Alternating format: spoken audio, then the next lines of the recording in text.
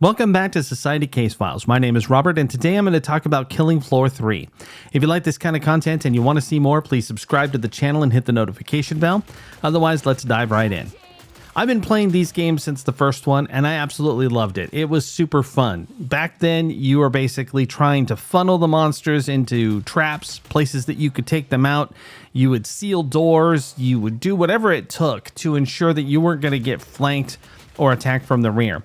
It was a little bit more of a slow burn than the later games in the sense that you didn't basically run around like a madman. In fact, that was kind of deadly to do so.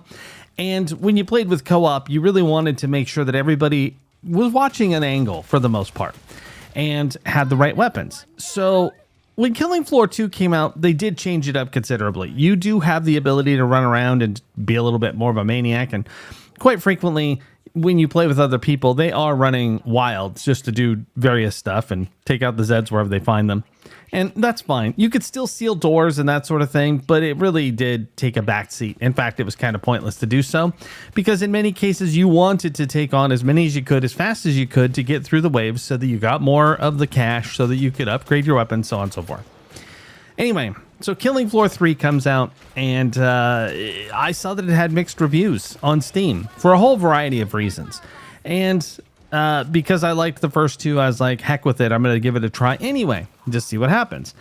I can say that the reviews are probably fair. To be perfectly honest, I don't really like it very much. In fact, I thought that it was so shoddy by comparison that I had to remind myself if it was even an improvement to the way that Killing Floor 2 looked and felt.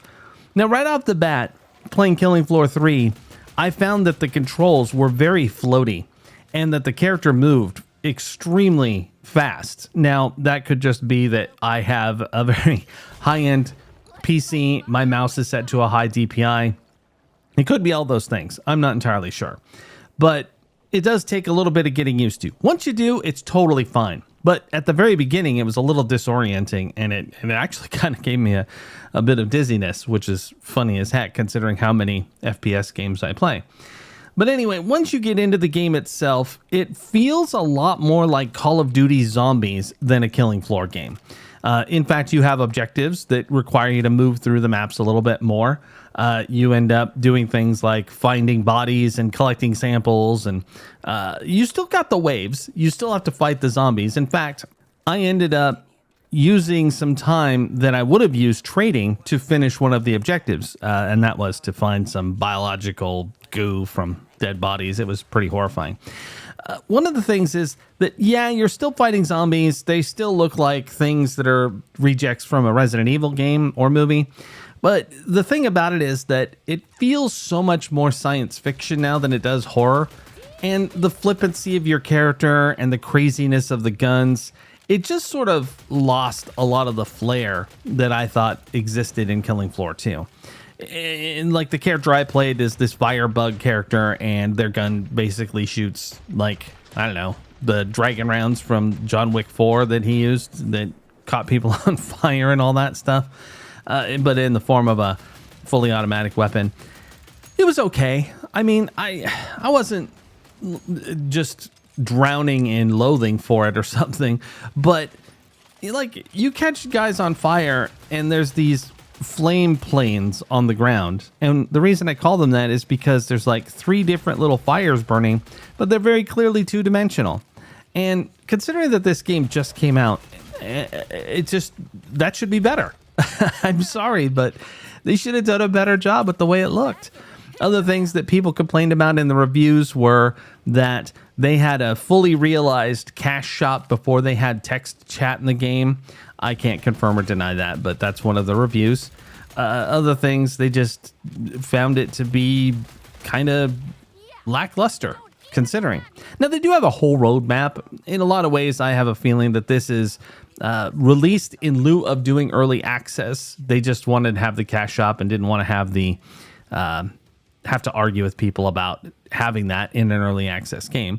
Not that many other games worry too much about that, by the way, considering Path of Exiles 2, I'm looking at you. But I don't know, all around they have quite a bit of stuff going on in the game. They've got a hub that you have that you run around and do stuff in between missions. And very much like Space Marine 2 multiplayer, you start up a mission and then you run over to a thing that gets you to the mission, in this case, a carrier, and then you just go do whatever, generally run around a map. I don't know. So what I did was, after I played it, I was like, was Killing Floor 2 just not that good? And I have some kind of weird nostalgia for it. So I loaded that game up and I played through a quick map, just a solo map, just to see what it looked like. I gotta be honest, I think it honestly looked better than Killing Floor 3.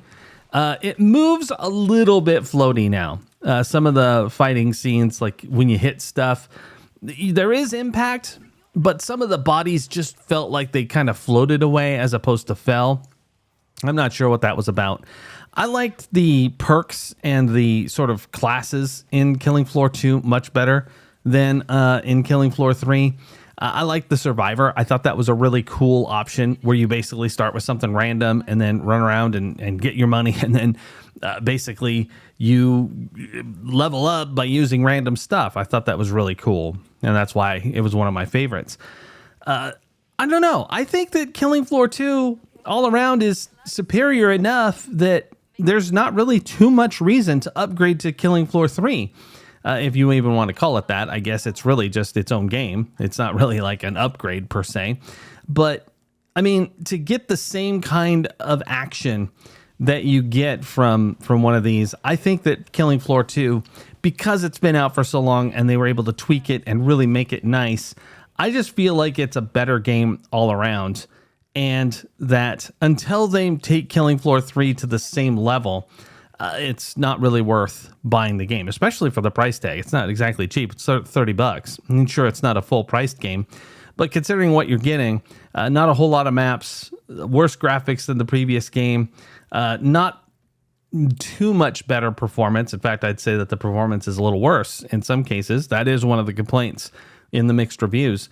All around, I'd wait on Killing Floor 3. And if you're just gagging for some of this gameplay, you may as well play Killing Floor 2. It's still available. It's $10 cheaper if you don't already have it. It's often on sale. It has amazing events.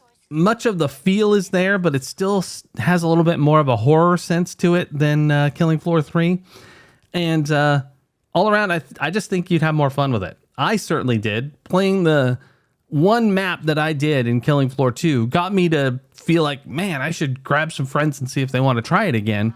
Whereas with Killing Floor 3, I was like, this is just not really great. And I was, it wasn't that I was bored.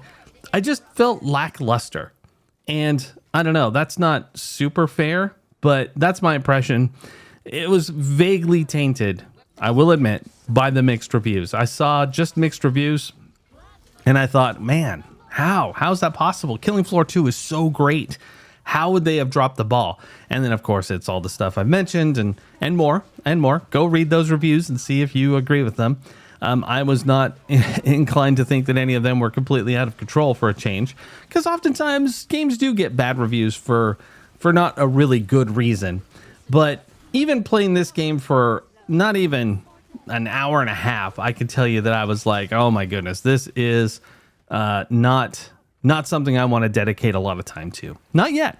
Now, I will say that even though I'm not super fond of their new perk system yet, I think that given time and some cleanup and some movement down their roadmap, I think that Killing Floor 3 will be a fun game. But it's kind of a shame that these days we have to say that about games when they come out, that they aren't like fun right off the bat for the most part, especially multiplayer co-op games or MMOs, that kind of thing.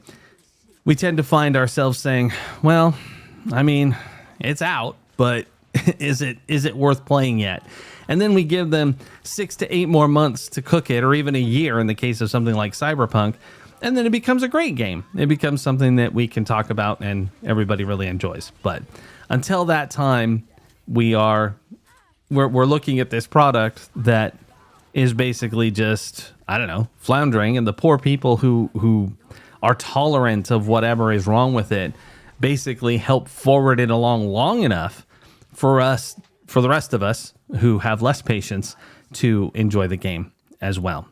But anyway, I have footage from both Killing Floor 3 and Killing Floor 2 in this video. About halfway through, I cut over to Killing Floor 2. I think that way you could get a look at both and see what you think. I don't know. All around, I'd love to hear your opinion. Do you think Killing Floor 2 looks better? Is it a better game? Do you like Killing Floor 3? Have you played it? Let me know in the comments. This is Robo Society Case Files, signing off.